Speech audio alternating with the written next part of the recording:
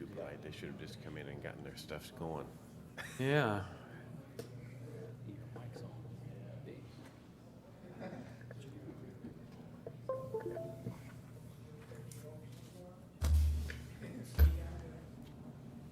Emily, I got it. I don't think you had it all the way in.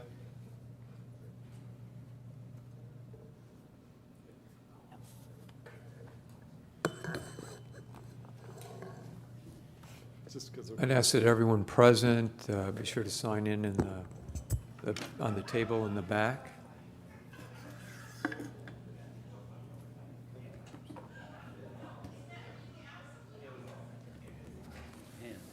We're ready? The 12th September City of Piqua Planning Commission is called to order. We will be following a modified Roberts Rule of Order procedures. We have 3 resolutions as new business tonight. We'll ask that the city staff read the resolutions. Then the city planner, welcome Mr. Henry. This is your first City of Piqua Planning Commission. Welcome as our new city planner. right, my second week. Okay, great. The city planner will then read the city staff report, and at the conclusion of the city staff report, the city planner will make a recommendation of the city staff. Following that, there will be discussion among the commissioners with the city staff. After that discussion is done, we'll ask the applicant to come forward. The applicant will present any information they would like to present to the Planning Commission. And then at the conclusion, and the city planning commissioners will be discussing the project with the applicant. At the conclusion of that, we'll ask if there's anyone present who would like to speak for or against the resolution.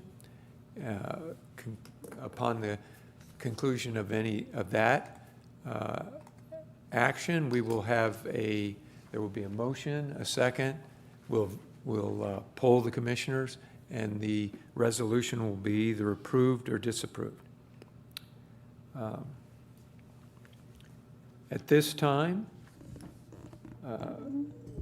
if there are no objections from anyone present in attendance to the aforementioned meeting procedures, would everyone present please stand and raise your right hand to be sworn in?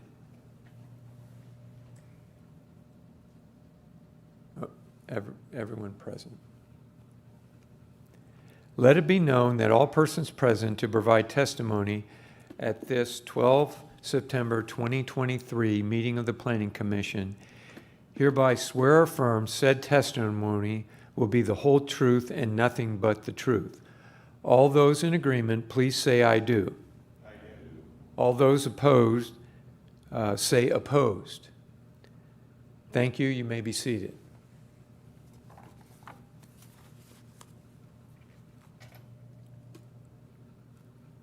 At this time, could you call the roll?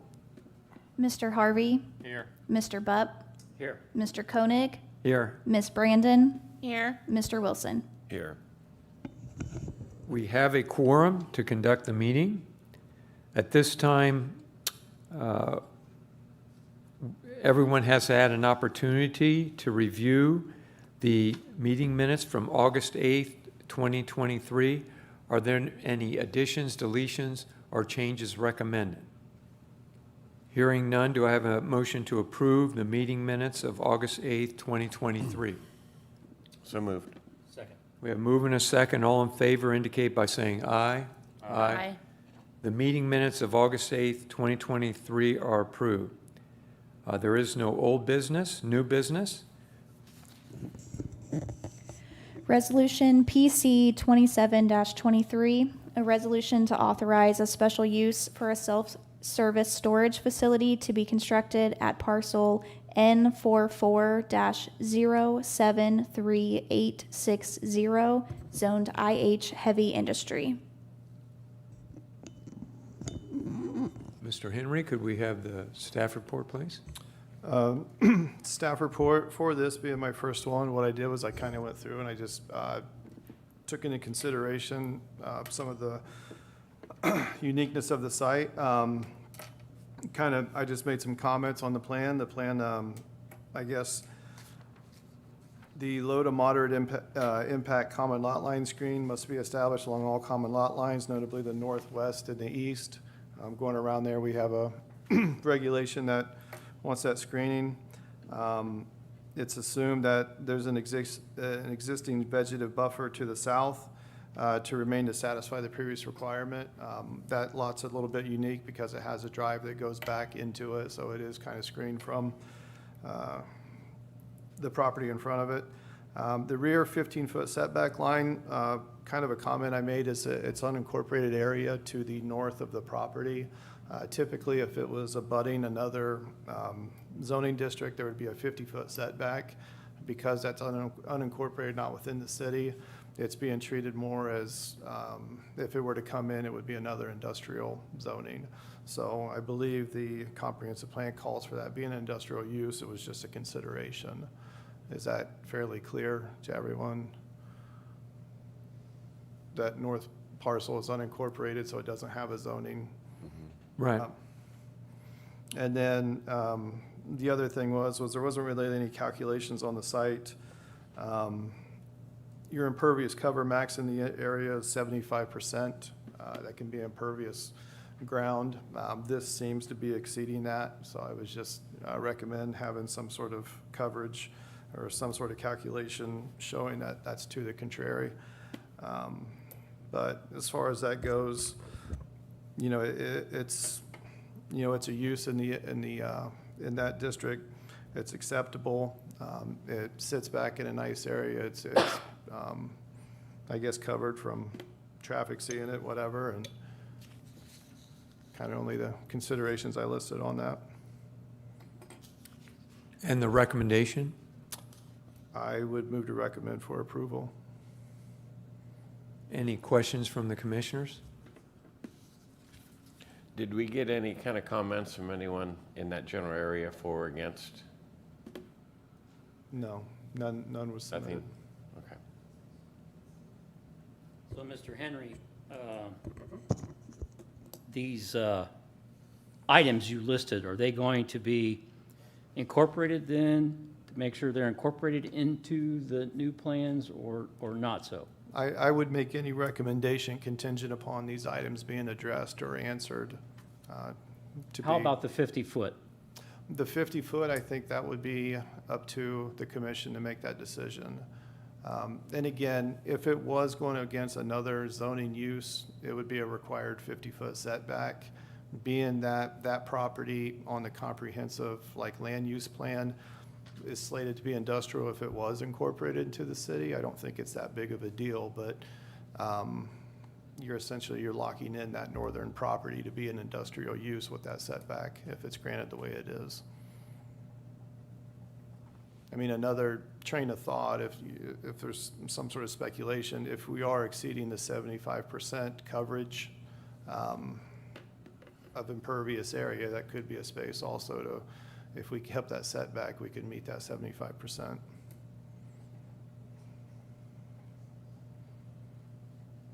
So given the comprehensive plan and possibly the 75% free area, would you recommend the 50-foot setback be held or not so? I don't want to speak out of turn. I've only been in the job for 2 weeks. I just read what I read, and I tried to base this strictly on fact and what the regulations say, as opposed to trying to put sort of personal recommendation into it.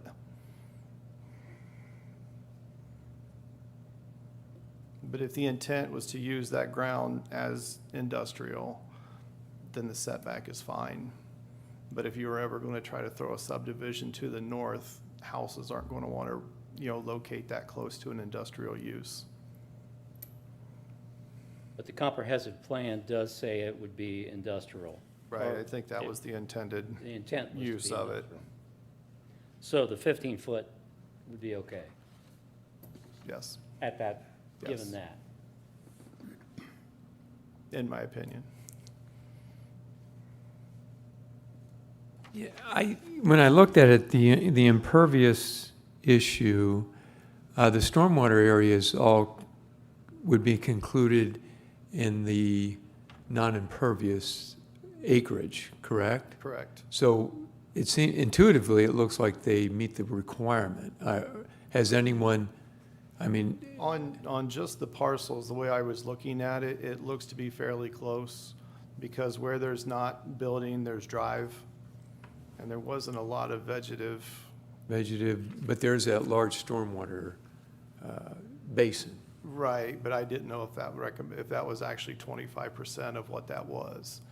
I guess my point is, typically when you review a plan for that, had I been earlier in there, I would have had a comment of something, showing what is the percentage of impervious area here. But, kind of when I started, it was right away make this recommendation, so I kind of did the best I could with the time I had. Any other questions of the commissioners? Hearing none, is the applicant present? Yes, sir. Could you please come forward and state your name and address and the information you'd like to share? Yes, thank you very much, Chairman. My name is Tom Fitzpatrick with Storage of America. I'm Vice President of Development with the company, and we have offices at 4225 West 62nd Street in Indianapolis, Indiana, kind of our headquarters, as you may. I do believe our engineer, Gresham Smith, has taken into consideration that 75% with the site plan development, and this is just a conceptual plan to kind of identify how much square footage we believe we can obtain from this site. That's something that we work with, and it kind of gets tweaked as we move forward. This is our 20th anniversary as a company, and Robert and Joni Walker started the company in Novi, Michigan, and have been developing storage ever since. We opened up our 7th site in 2018, and this one here would make our 41st site in just a little over 5 years. So we're a growing company. We do a very diligent market study on our areas, similar to the applicant that's next on the agenda. I think he did a very nice market study for his product as well, and I look forward to hearing or seeing what he has as well. But we identified the area as being in need of storage, and we have requested this use on the property. We surround our site with a decorative cast iron looking wrought iron fence, but you can see through it. It's a security fence for security measures. And we utilize a fortress arrangement when we're developing our site, where we use the backs of the building for some of the security and things of that nature. But it also, we have that decorative fence that's surrounding the property for security. We also have cameras, closed circuit cameras that are monitored. I can take it right off my phone, and I can monitor every site that we have in our company right from our phone, every camera that's working. Sometimes the cameras don't work, but most of the time they're all working and things of that nature, and it's all for security. We do a very minimal lighting package. The lighting is basically wall pack units on the units pointed downward to keep all the light in the site, but it also provides security for our tenants. We have limited hours where tenants can only access the sites between 6 a.m. and 11 p.m. at night. Sometimes we take those hours and shrink them a little bit, depending if we have any criminal activities that try to take advantage of those hours. So it does happen in the industry, and just about anybody in the industry will tell you that it's not immune. Just like residential areas, they're not immune from crime. But we try to minimize it by that way. We have a gated entrance, so when a person rents a unit, they punch in their key, they get a key number, they punch in their 4 or 5 digit key number, and then that allows the gate to open up, and they have to punch it to get out as well. And that's a security feature for us because it allows us to know who came in and who came out. And sometimes if it's after hours, like somebody leaves at 11:05 and they punch it in, the gate will still go up to allow them out, but we won't call the police or have the police come out there just because they're leaving a little bit late.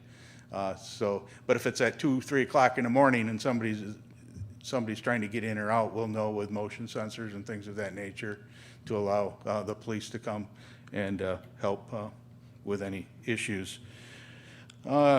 We don't allow any hazardous or flammable materials into our storage units as well. We also have most recently limited the amount of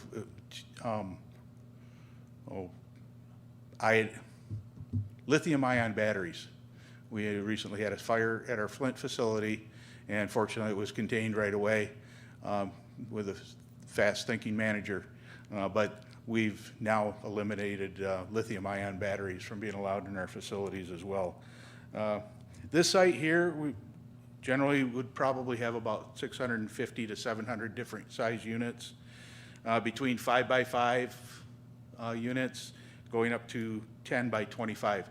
Kind of depends on the market, on where we develop the concentration of units. Sometimes you have like 5% 5x5s and 10% of the next size, but our operations department determines that, and it really doesn't change much interior layout and things of that nature on there.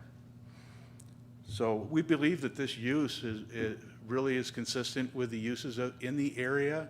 You're looking at the camping company across the street, and all those vehicles. It's basically storage, outdoor storage, but we're having enclosed storage in our facility, no outdoor storage of vehicles or anything of that nature.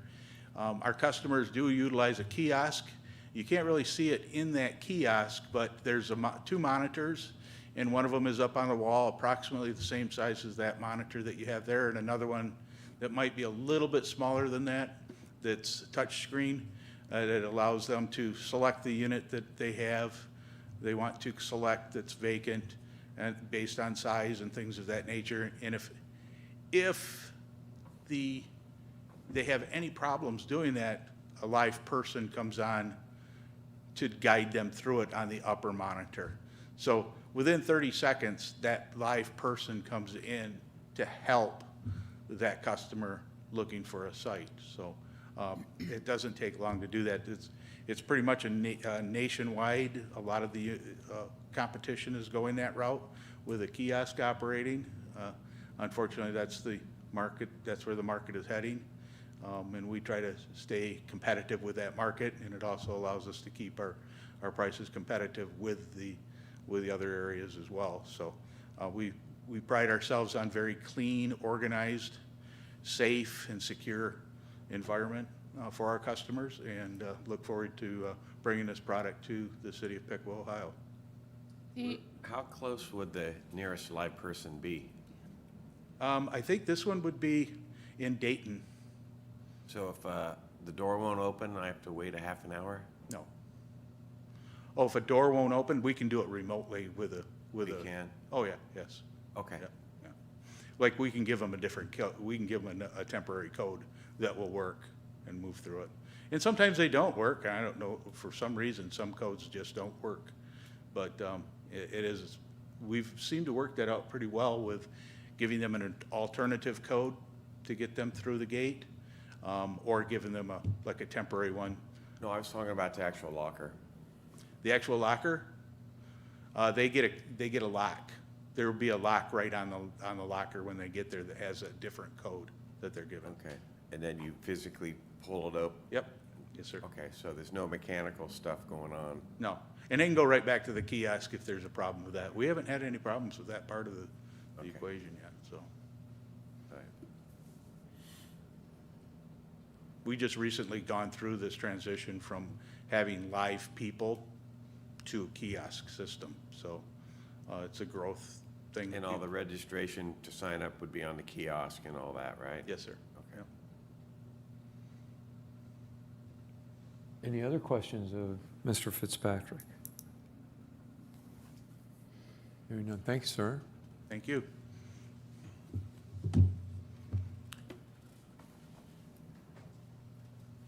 Is there anyone in the public, either for or against resolution number PC 27-23 that would like to come forward?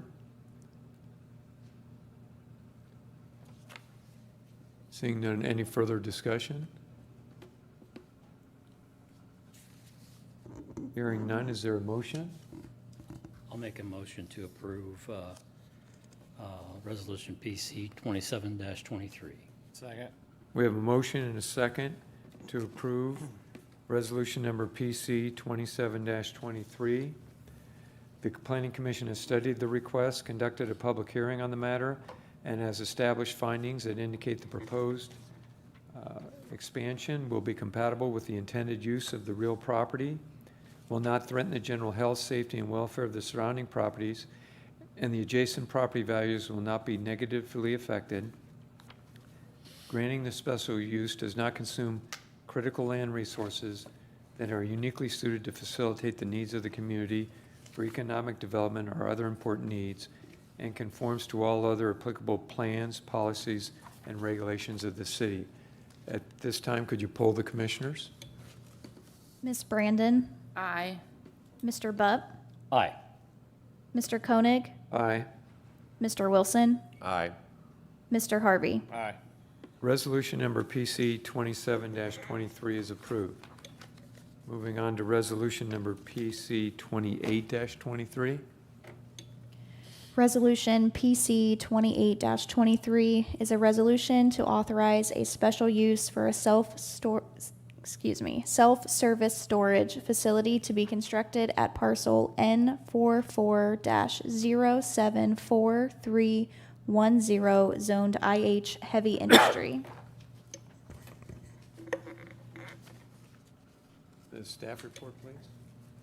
So similar to the previous one, it's again, the common lot lines would need screening, basically being to the north and the south. I'll give that only a second to get there.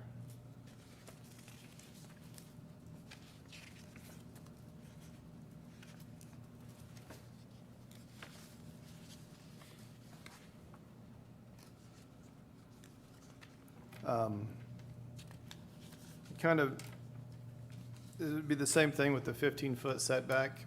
Again, that would be on the west line, so it would be very similar to the previous one that just did. I mean, they actually bordered the same parcel.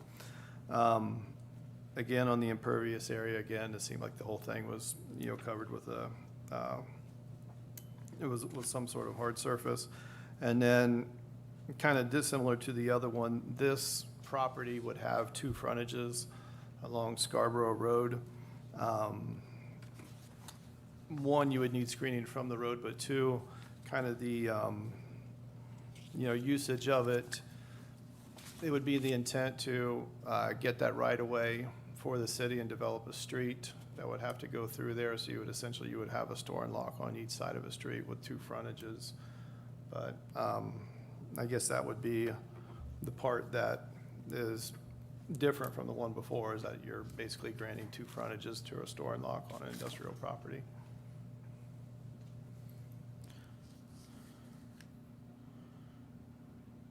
Any questions of the staff?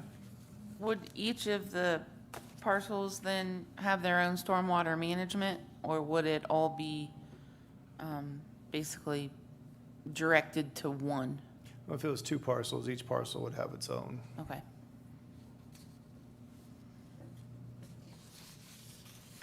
And I'm assuming you're recommending this one as well, based on, I mean, as assuming, before? assuming that the commission is acceptable with the use and having the frontages there on that property, it's very similar to the other one. This one, obviously, this one's just a lot more visible than the other one. The other one was kind of tucked behind things with frontages. This is right there and visible.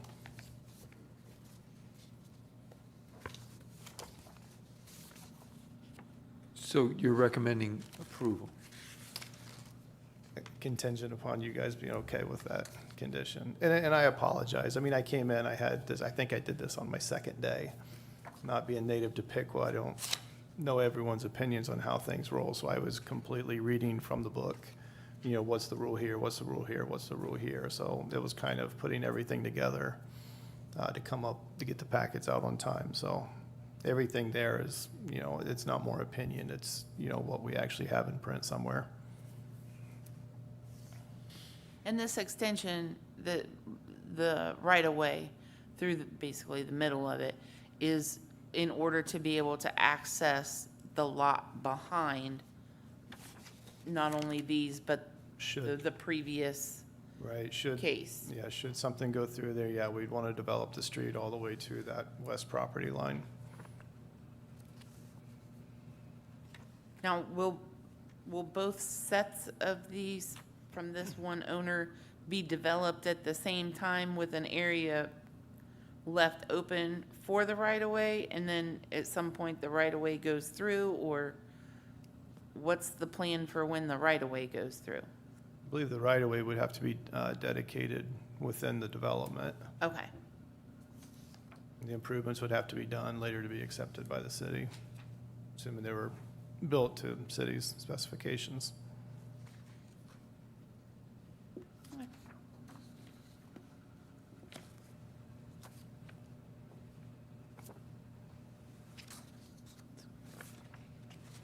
Any other questions from the commissioners? Again, no input from anyone along that area, other owners or anything for or against, right? No one from the area. No input at all, okay.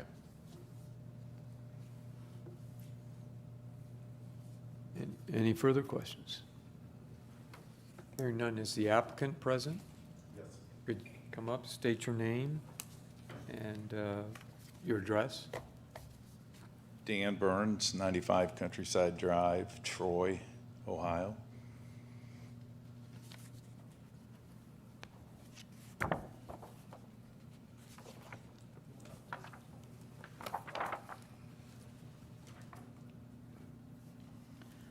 thank you.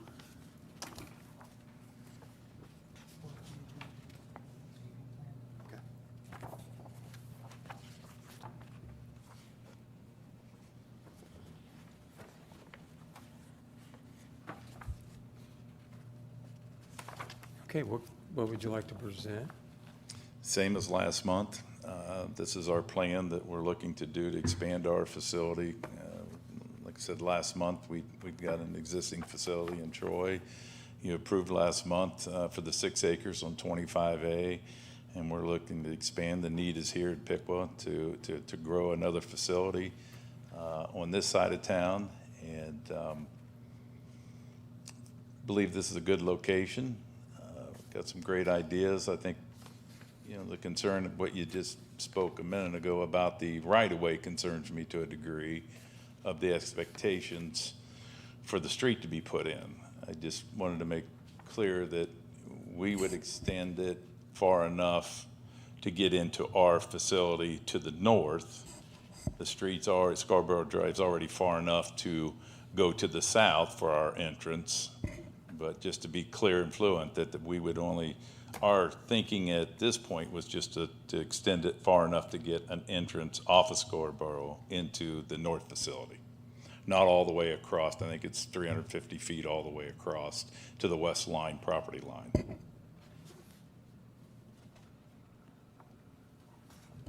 Is that the city's understanding? It would be my understanding, and I apologize, I've worked with a lot of municipalities. I mean, typically, when we have a right-of-way dedicated, we, continue through that. I mean, otherwise, we would have to come back and get temporary right-of-way if we were ever going to extend to the west, if it wasn't ran all the way to the edge. But I don't know that that's my call.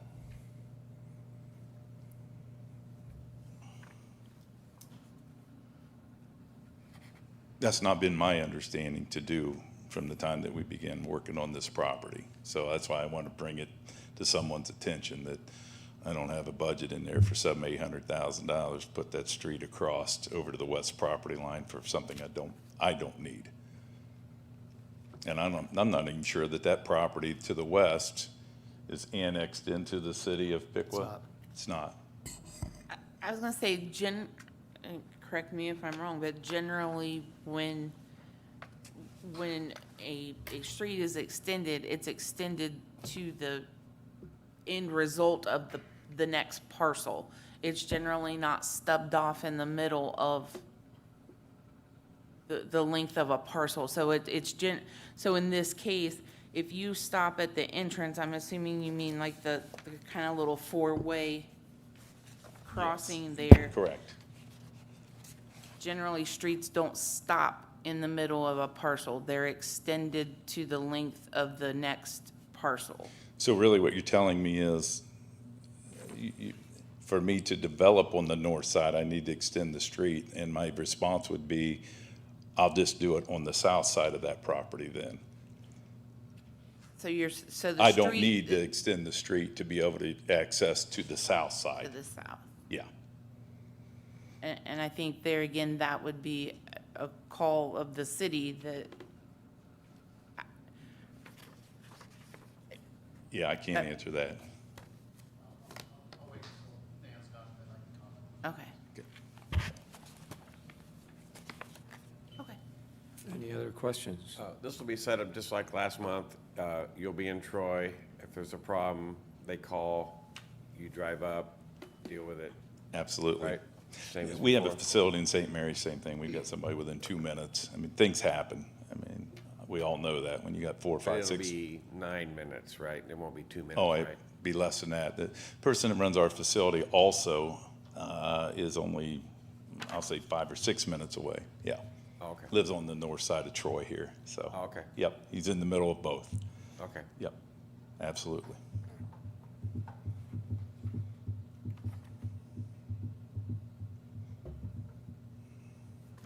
That's the only questions I have. Any other questions? Not of the applicant. Okay. Thanks, sir. Thank you.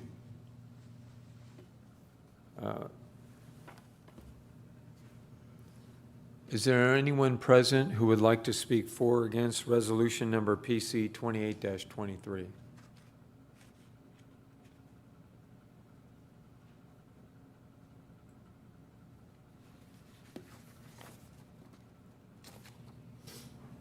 Good evening, Commission. Not for or against, but just to clarify or try to provide you with a little information on your questions about the roadway extension. Previously in our zoning code, it was silent. It didn't speak to whether or not the developer was responsible for extending the roadway or making the improvements along the roadway when they're enhancing or developing along a frontage. In the Code Piqua document, it does require that the developer develop the entire length of the roadway if that's a part of what's happening here. So if the applicant is foregoing the portion on the north side of the road and the existing roadway extends beyond the driveway or the access point to the proposed improvements on the south side, then they wouldn't necessarily need to extend the roadway. But if it's developing on both sides, then the entire frontage needs to be developed, the roadway needs to be developed as well. Make sense? And that, again, it was, in our old code, it wasn't addressed. In Code Piqua, it was made sure that it was addressed. Either way, there's an existing sanitary sewer that runs along the west side of the property and then turns and runs down Scarborough Drive. So there's a utility easement through where the right-of-way would be dedicated already. So the extension he said on the south side that he was willing to do is acceptable, is what you're saying, right? What I understood is if he forgoes the development on the north side of the roadway and just does what's proposed for the south side of the roadway, the existing roadway improvements extend far enough along that frontage that it would serve the driveway for the south track, and it would be okay. He wouldn't have to extend the roadway. But he's asking for both, correct? So you would be amending the application at the applicant's request, if that's what he desires to do. And that would be acceptable to everyone, I guess. If that's what is approved by this body, then yes, when we receive the actual zoning permit request with the construction documents, that's what we would approve based upon our review. And through that permitting review process, we would also be looking at calculations of impervious surface and the coverage area and all those particulars that come with those documents that have a higher level of detail. Does that help? Any other questions? So the amendment would include the south side only then? At the applicant's discretion. They've presented a request for both sides with the roadway right-of-way. If that is what is being requested, then the roadway improvements would have to extend to the west lot line. Okay. If he, as a result of this discussion, asks that the application be amended to remove the improvements on the north side, then you could authorize the special use of the lot to the south for the proposed improvements, and there would be no additional roadway extension necessary. Okay. But if we keep it, if it's kept as it stands, it needs to be extended Correct. fully. Per code Piqua requirements, yes. So we have to amend the resolution. If the applicant so chooses to amend the We'll have to figure out what he resolution. wants to do, Right. right? Yep. Right. Yeah, we'll have to- Okay. Okay, thank you. All right. Sir, could you come forward again, Mr. Burns? Yes, sir. So we need to amend the resolution, and you're only going to develop the south entrance? Correct. Is that the understanding? Correct. And then the north entrance, that's agreeable to the city that they don't do the extension to the north, is that correct? Correct, as well, as far as if we're doing the south, we were comfortable with the existing entrance, but if we were going to develop the north as well, we would want that extension to the, But you want to do the south? South and only, not do at the this extension. time, yes. Okay. Yes, sir. So you're officially amending your application to only include the south lot? Absolutely. Okay. That's just a matter of record of the commission, the proceedings here, so that'll be included, and we don't need to amend the resolution. Okay. Okay. Okay, Very thank you. good, thank you. That figured out.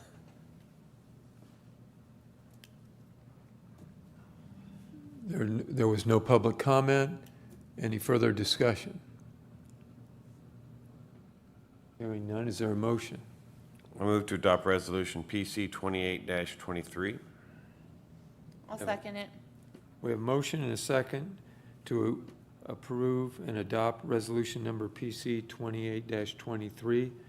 The Planning Commission has studied the request, conducted a public hearing on the matter, and has established findings that indicate the proposed expansion will be compatible with the intended use of the real property, will not threaten the general health, safety, and welfare of the surrounding properties, and the adjacent property values will not be negatively affected. Granting the special use does not consume critical land resources that are uniquely suited to facilitate the needs of the community for economic development or other important needs, and conforms to all other applicable plans, policies, and regulations of the city. This time, could you poll the commissioners? Mr. Wilson? Aye. Ms. Brandon? Aye. Mr. Bupp? Aye. Mr. Koenig? Aye. Mr. Harvey? Aye. Resolution number PC 28-23 is approved. Moving on to resolution number 29-23. Resolution PC 29-23, a resolution to consider construction drawings for water and sanitary sewer main extension on Wrecker Road.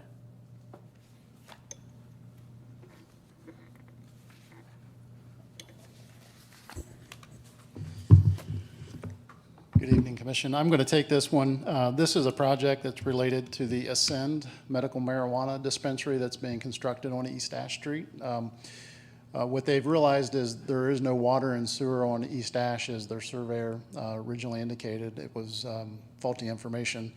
So the solution to that is to bring water and sewer along Wrecker Road, which is the rear frontage on the property. And so they have prepared construction documents showing what the improvements would include. Those documents have been reviewed by our staff, the engineering office, the underground utilities folks, all the different departments that look at these things. And they found the drawings to be in conformance with our design standards and the city's requirements. And so the documents are before you this evening for Planning Commission approval of the reference construction plans. This would not only provide water and sewer for the subject site, but I would point out it would also enhance our ability to, at some point in the future, develop the 4 acres to the south, which is also suitable for development activity. Questions? Any questions from the commissioners? Would the Wrecker Road area be shut off during construction, or how would they handle that? It'll be shut down. There'll be a period of time where they extend out into Looney Road, and there'll actually be a lane closure on Looney Road while they connect the water main. The sewer is back far enough, it won't disrupt Looney Road. But because of the depth of the sewer and the size of the equipment and the narrowness of the road, they'll have to shut it down to traffic during construction. And will that be extended time, do you think? I mean, how long does that take typically? It's about 400 feet of improvements. I know they're really eager to get the utilities to the site. They've got their building pretty close to complete. And I suspect they would complete the roadway improvements inside of 3 months. It'll move pretty quick once they get out there and get going. Because that's a lot of action going on that Wrecker Road now, because you can't get into the gas station very well without using the Wrecker Road sometimes. Yeah, I mean, the fuel station is with limited access. And, you know, when they sited there, they kind of knew that they were getting into that. We'll do our best to manage when they connect out to Looney Road, that'll be a couple days. They'll lay the pipe and be out of the intersection. So then they could reopen that so that the first driveway is accessible for the fuel station. Same thing as they move further to the east. Once they get past that second driveway, they can open it. Vehicles will just have to, be driving on gravel for a minute until the roadway bed is repaired. And the utilities will be sized large enough to be able to handle expansion on the 4-acre lot? Correct. They're sized to the minimum requirements for water and sewer for the city of Piqua standards, and also based upon what the contemplated land use is out there, which is 8-inch water main and 8-inch sewer. There's not going to be that much volume there.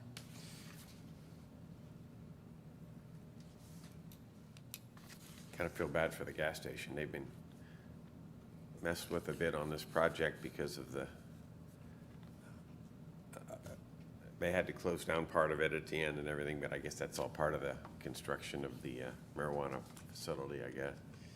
Yeah, and it's the nature of development. You have inconveniences for a minute while things are happening, but at the end of the day, it'll be a nice roadway improvement for them as well. Yeah. And clean up their access points off of Wrecker. Yep. I didn't look close, Chris, but does that include repaving of Wrecker?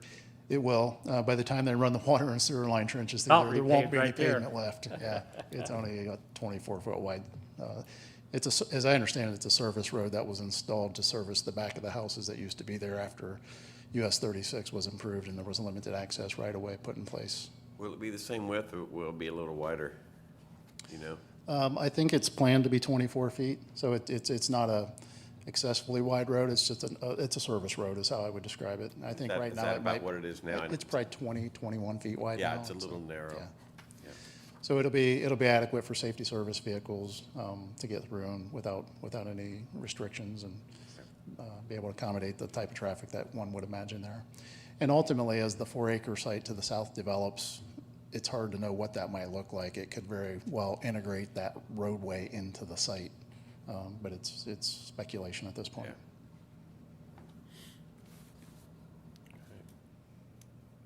Good. Any other Questions? questions? Hearing none. So obviously, we would ask your approval so that we can turn the contractor loose and get the project done. Okay. I've got the next item. I was just going to stick around.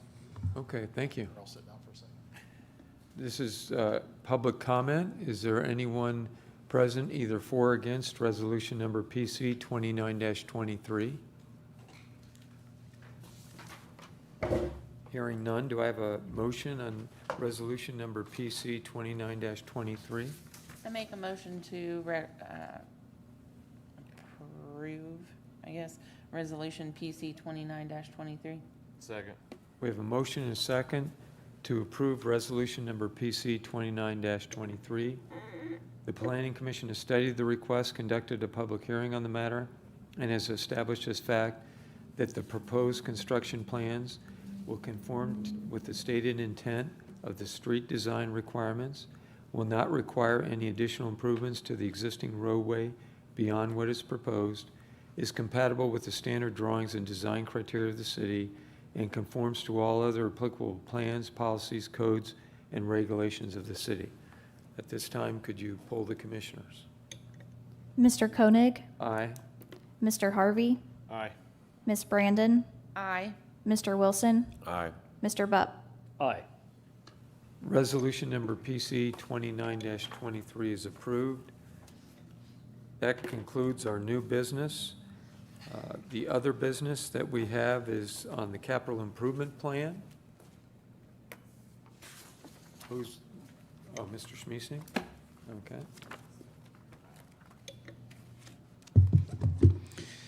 Thank you. So as part of the capital improvement plan process, we bring forward the capital plans that are contemplated for the next 3 years to the Planning Commission. And this is really meant to be just an opportunity for the public to be aware of what's included in the planning document, ask any questions, and for the Planning Commission also to be abreast of that topic as well. You'll recall a couple years ago when we started this process, we put into place a procedure that we follow. So as we approach budget time, staff is identifying projects that are going to be coming up in their capital budgeting. They are referencing their planning documents for their particular departments, as well as the city's strategic plan, the comprehensive plan, and other documents that inform the discussion. As we program these projects, I think it's important to understand that each of them go through a ranking process. So the projects are self-scored by each of the department heads that submit the project. And there's a set of criteria that looks at everything from what would be the economic impact to is it a regulatory requirement, or are there some other exceptional benefits to the public, so on and so forth. So with those ranking criteria, the project is scored, and then that helps the department director to prioritize those projects as they look at the available funding. What the capital plan has evolved to, and it's still a work in progress, is essentially a queue. So it's a holding place for projects that have been identified, and somewhere where we can start to identify the estimated cost of the project and potential funding sources. So as they get put into the document, it's a point of reference as we go forward in the budgeting process, as we look at the financials at this moment in time and try to forecast where we will be through the next 3 years, which is not all that easy to do, but you do your best. That then results in where you think you're going to be with your capital plan for the next 3 years. So while most of these are identified as 23, 24, 25, or 26, certainly some of them could slide up, slide back, or fall back even further outside of the 3-year window, depending on what the economic environment is and the city's finances. I won't go into every sheet. There's quite a few there, but as you'll see, they're broken down by the different areas of responsibility, which kind of correlates to different budget areas. And then for each project identified, the sheet gives just a brief description of who the sponsor is, that is which department head is leading the efforts for this particular project or equipment purchase. What is the project about, a little description, and then what year do we think that the funds are going to be utilized to perform the work. So in some cases, it might be a multiple year project. In other cases, it might hit a single year. And then at the bottom of the sheet is a breakdown of funding sources that have been identified. If the funds have already been allocated, or it's anticipated that it's going to come from that particular source and nowhere else, we show the dollar amounts that correspond to the estimated cost of the project and where those funds come from. So you've got the general fund sources, you've got the enterprise fund sources, and then grant funds, outside monies that come into the city. And that's really the gist of it. And so each of the projects have that breakdown. We, as part of the process, presented this to the Capital Improvement Review Committee, which consists of 2 city commissioners and Chairman Koenig from the Planning Commission. And they, each of the department heads present their items, explain what the project is, answer any questions. Then that review committee offers any suggestions in terms of things that they believe should be tweaked or adjusted in the plan. So we went through that process a little under a month ago. And as I say, the next step is for it to come here for public consumption, if you will. Happy to respond to any questions. Is there a way to get some public input, let's say, on, the whole secret on this is the rating, the ranking, and that's where there's a lot of judgment there. And have we gotten a lot of public input on some of these rankings? So the criteria is designed so it takes out a lot of the subjectivity, makes them fairly objective, but each reviewer is looking at it differently, right? So within their bucket of projects, they're consistently using the criteria the same. I think the real point there to what you're asking, Joe, is that the community engagement is in the planning initiatives. So if it's, the hydraulic canal project, there's a lot of community engagement, or the low dam removal project, there's going to be, there has been and will be more stakeholder engagement. Whatever the project may be, there's always a certain element of stakeholder engagement, identifying who those folks are and making sure they're a part of the discussion. And then that really helps to define the significance of that project as it relates to the community's strategic goals and objectives, and how well that aligns with the efforts that are underway to advance those goals and objectives. So the ranking is more so for an internal, to help us know that if we only have this much money, but we have this many projects, which one to go first, right? And the project need is driven by those things I described, is identified as a priority through a planning document, and the stakeholder engagement that led us there. Is it identified by a regulatory agency as saying we have to do it? Is it a higher ranking because there's funding sources and that bumps it forward, whereas some other projects might not have a sufficient funding source? So there's a lot of variables that go into it. This process right here is part of the public saying, I'm glad it's in there, but I wish it were ahead of the other one. Just because it's not ahead of another project doesn't mean it's not also going to happen either. So sometimes it might be fifth priority-wise, but 8 projects might be funded that year, depending on what that particular budget that's supporting those projects or items has available. Yeah. I guess what I'm thinking of is, let's say the public has a different view of the rankings than what this says. And let's say they're willing to raise money to help fund this. Could that affect the ratings if you've got an outside group? For example, let's say the Hans Pavilion, okay? Great example. Yeah, for example. I didn't see that in here. Maybe I missed it, but It's there. it is? It's in here. It's an unfunded project, but it is in here. Okay, so let's say it got whatever ranking it is. If another group is willing to raise money and say, if we can raise $1 million, could that help jump the rankings up because you've got more funding available? Could that change the rankings by a group saying they would raise a certain amount of money for whatever it is? So we get, occasionally you get private donations for a particular project. It's like UVMC is willing to offer $270,000 to help Lock 9 Park. Right. So it's a specific donation for a specific project. That certainly helps when you look at all the different ranking criteria. That's one of them. If there's available funding source, then that scores higher in that area. The other dimension of that needs to be carefully considered is, just because you can fund the improvements, that's great, but you still have to be able to operate it and maintain it and justify the investment being made and the continued cost to operate it with reference to what outcome it's producing or return on investment it's providing for the community, whether it's tangible or intangible, and justify that. So there's more needs than there are funds. Right. And if you have, it's great if you've got business persons or individuals who want to, this is really important, we want to support that, we're going to raise the money for that.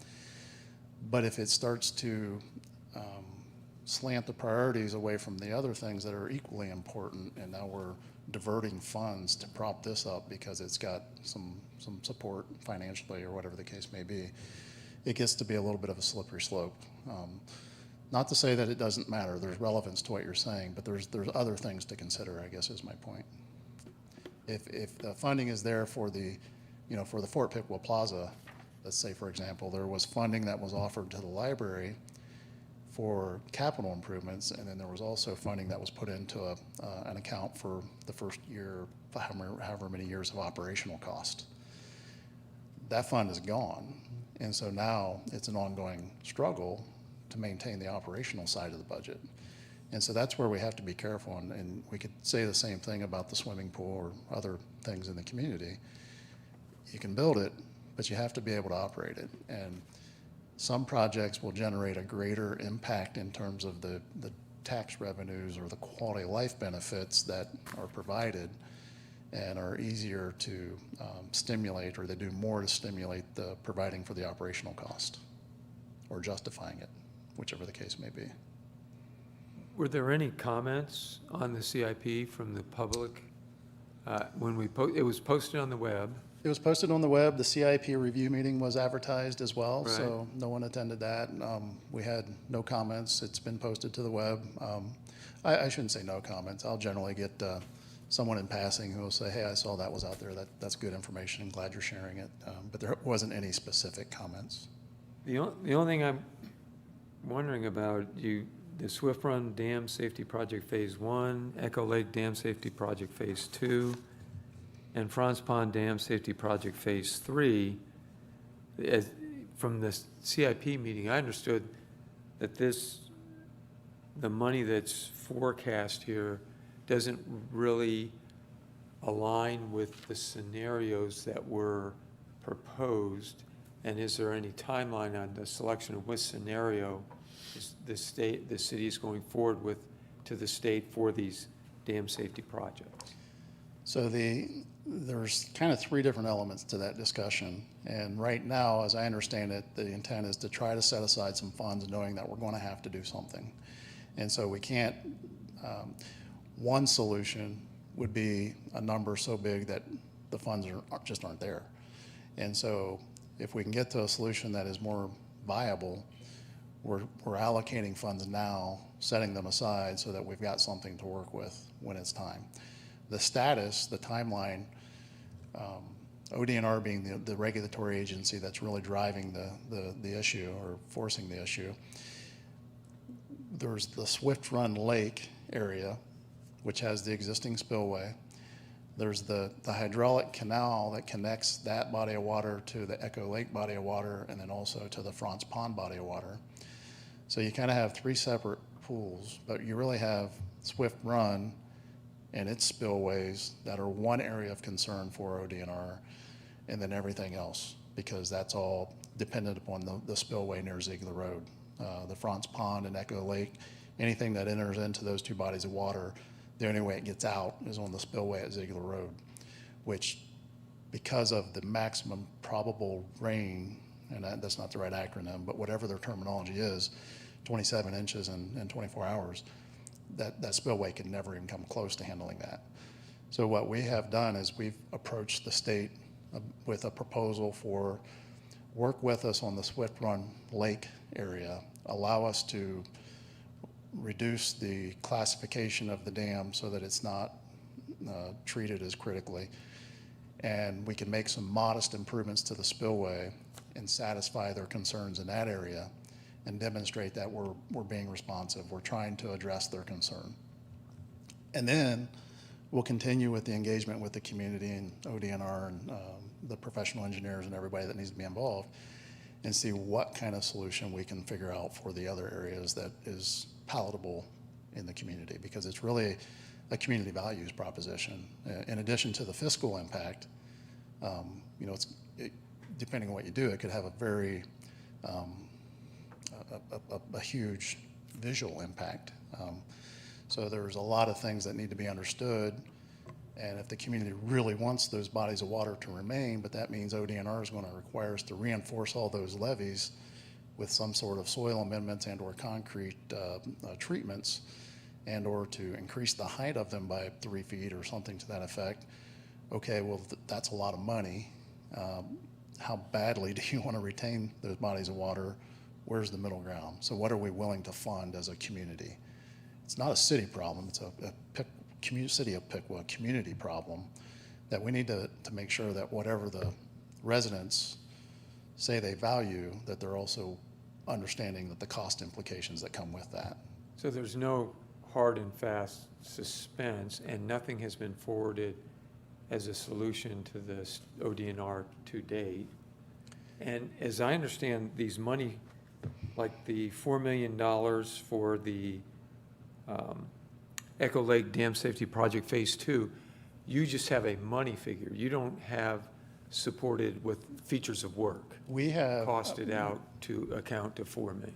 There was an initial engineering solution that was running a concrete channel through Fountain Park, obliterating the park features, adding a spillway north of Hardman Field, and creating a drainage outlet through Veterans Memorial across 66 down to the river. Yeah, I remember that one. That was done without a lot of public engagement. And when that came out, we said, whoa, wait a minute. This is more than a financial impact. It's having a huge impact on the assets in the community that citizens enjoy and want to keep. I think the city, you've done So- a crackerjack job on, presenting scenarios and engagement and those Right. kind of things. So then I we- just wondered where you're going next step. So then we took a step back and went through that whole planning process, engaged the stakeholders, and kind of educated folks on, we can do this, but this is what the work will entail. We could do this, but this is what the budget would entail. And so now we have a menu of options, if you will, and they range from, the low end to something that none of us would ever want to have to pay for. And that's where this 4 million is coming from. It's a placeholder. It's probably not enough, but we don't really know what the. I just wanted to make sure everyone answer understood is. it's a placeholder, because in previous meetings, the number was quite a bit higher. But this is only a placeholder, and there's really no features of work supporting this, based on this 4 million, you're gonna do this channel improvement, this dredging, these kind of things. You don't have any, that level of fidelity It's- with these numbers. Okay. Correct. that's It's what I was- 4 that's what I was million, wondering. knowing we're going to have to do something, but we don't know what something is yet. Okay, great. You're basically stuffing your cash envelopes, wait until you need it. ODNR has basically indicated that they're not going to go away, but as long as we continue to demonstrate progress, they'll work with us. Right. So that's why we broke off Swift Run, because we think that one's something that's more doable. And then let's continue to work and to figure out what the solution is for the other parts. Okay, very good. Okay. Any other questions from the commissioners? And we've had no public, well, we can open it up to public comment right now, but there's been no public coordination or impact to date. I think it's a good idea doing the CIP, but no public has contacted the planning department or development department yet. Okay. very good. CIP review meeting was advertised. This meeting, the item was posted, but we haven't received calls or any specific input from anyone. Okay, very good. Okay. Thank you. You're welcome. At this time, is there anyone present that would like to comment in regards to the capital improvement program? We don't need a resolution on this. It's for information and comment. Any further discussion? Hearing none. Is there any further topics we need to discuss with regards to the city with the commission before we adjourn? No, sir. I'll just, real quick, take a minute to do a proper introduction. Chad Henry, our new city planner, he joins us from previously with the city of Greenville for 21 years and has a degree in urban planning from Miami University. Go Redhawks. And I knew he's a good man. yeah, and so I've kind of thrown him into the fire here. So he's very good at what he does. So I'm confident he'll be able to provide you with good guidance and do some good things and continue the progress that we've made in the planning area in our community. And so join me in welcoming Chad aboard. And if you have any questions, feel free to call him. Okay, thank you. Before we adjourn, is there going to be any further discussion with, That's what I was just about ready to state. Are we going to go over that in the meeting, or? Okay. Get off air. okay, well, okay, do we have a motion to adjourn? So moved. Second. We have a move and a second to adjourn. All in favor indicate by saying aye. Aye. The Planning Commission meeting on 12 September 2023 is adjourned. And we're going to have a meeting.